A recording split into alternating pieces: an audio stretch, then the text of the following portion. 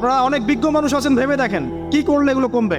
যদি না ভাবি আল্লাহ পাক কি করবেন জানেন? একটা হাদিস বলি খালি। যায়েনব বিনতে জাহাশ রাদিয়াল্লাহু আনহা তিনি বলছেন, ইয়া রাসূলুল্লাহ সাল্লাল্লাহু আলাইহি ওয়াসাল্লাম, আনুহলিকু ওয়া ফিনা সলিহুন। আমাদের মধ্যে সৎ লোক থাকা অবস্থাতেও কি আমরা ধ্বংস হয়ে যাব?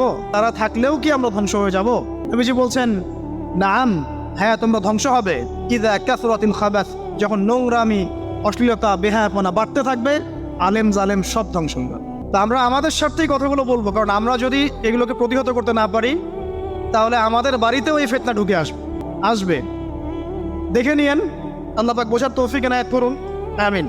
কওমে লূতকে আল্লাহ পাক কি করেছেন? সুন্দর বালকের রূপে এই জিবরাইল আর মিকাইল আলাইহিস সালামকে পাঠিয়েছেন। এখন লূতের লোকরা বলছে, তোমার ঘরে যে মেহমান দুজন এসেছে ওদেরকে আমাদেরকে দাও। নাউজুবিল্লাহ। তোমার ঘরে যে দুজন মেহমান এসেছে ওই দুজন মেহমানকে নিতে এসেছে। লূত আলাইহিস সালাম বলছেন যে আমার হাউলাই বানাতিন কুনতুম ফাইলিন, তোমাদের যদি বিয়ে করার ইচ্ছা থাকে, আমার মেয়েরা আছে তাদেরকে বিয়ে করার প্রয়োজনে।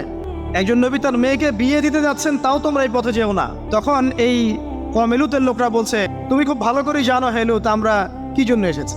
তখন তিনি বলছেন, আলাইসা মিনকুম রাজুলুন রাশীদ, তোমাদের মধ্যে কি একজনও ভালো মানুষ নাই? এরপরে আল্লাহর আযাব আসলো। লূত আলাইহিস সালাম এবং তার স্ত্রী চলে যাচ্ছেন। তো এই লূতকে ধ্বংস করলেন আল্লাহ পাক ফেরেশতার পাখা দিয়ে ওই পুরো জায়গাটাকে উঠিয়ে নিয়ে মাটিতে আবার ধসিয়ে দেওয়া হচ্ছে। এই জায়গাটা এখন নিদর্শন হয়ে আছে। জর্ডানের পাশে দেখবেন যে ডেড সি, একটা মৃত সাগর আছে না, ওইটা ছিল সেই জায়গা।